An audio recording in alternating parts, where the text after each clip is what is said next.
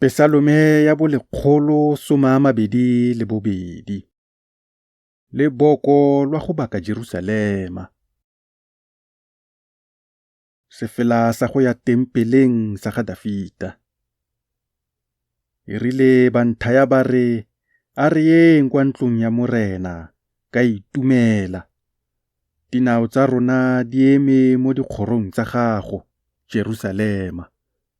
Wena Jerusalema, yo agilweng jaaka motse o kitlantsweng sentle, kwa ditso di tlhatlogelang teng, e bong ditso tsa morena.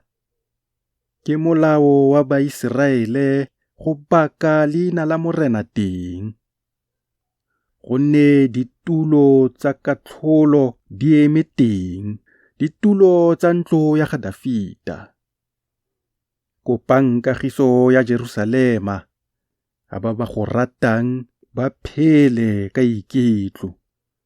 A gonne kagiso mo kagong ya phemelo ya lobota lwa gago, le boiketlo mo matlong a gago a borena.